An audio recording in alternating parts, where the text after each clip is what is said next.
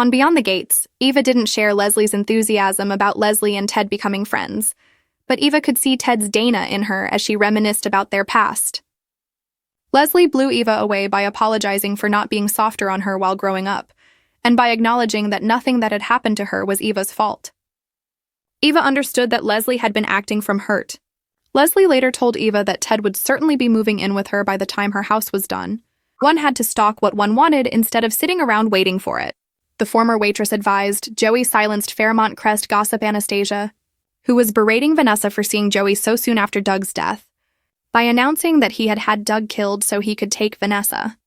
The widow's doubts about Joey's innocence returned, but he clarified that he had only made the statement to get a rise out of Anastasia. At first, Vanessa was unenthusiastic about Joey's idea for her to take over his escort service Heart Attach, but she rose to the occasion. After she discovered that one-time lover Diego was on staff there, Vanessa lorded her new position over him. Joey again seemed to be jealous of the possibility that Vanessa might avail herself of the male escorts, causing Vanessa to affirm that Joey was enough for her. Derek realized that Ashley had lied when she'd said her work schedule was too full to insert a wedding anytime soon. Shanice confirmed that Ashley's schedule was open. After Derek cryptically summoned Naomi and Jacob, he pressed Ashley to set a wedding date, which infuriated Naomi. She went off on Derek, but later recognized that she had taken her own marital troubles out on him. Meanwhile, Ashley indicated that Derek's actions were pushing her away. Moments after telling the complimentary Jan that he was no saint, Derek was able to stand up from his chair for the first time, which Ashley witnessed. Ashley was thrilled until she realized Derek couldn't have made that kind of progress overnight.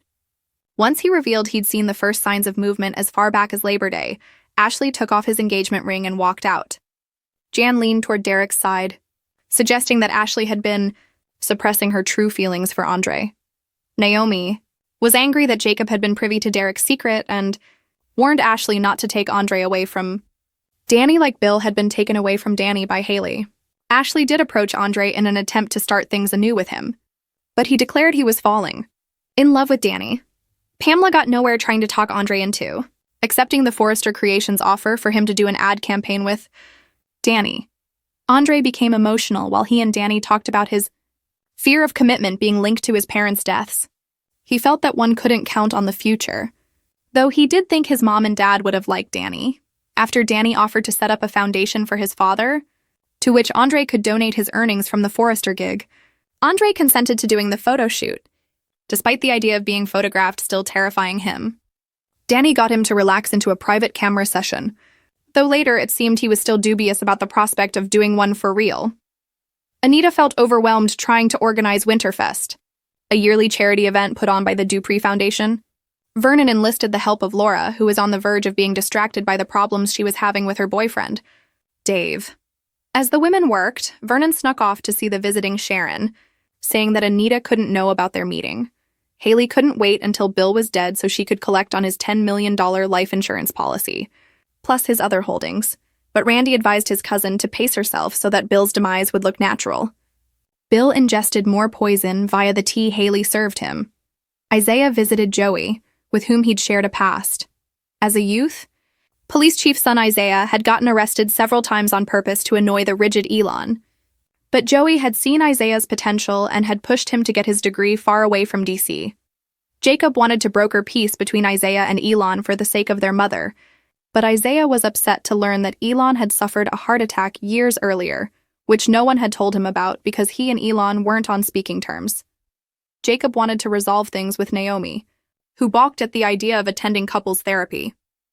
Chelsea encouraged Naomi to re-examine her harsh stance while Jacob visited Nicole, who gave him a referral to a therapist and suggested that Jacob work with kids to get a feel for whether or not he really wanted to become a parent. Naomi came around to the idea of counseling. Eva raised an eyebrow when Ted and Shanice seemed borderline flirtatious.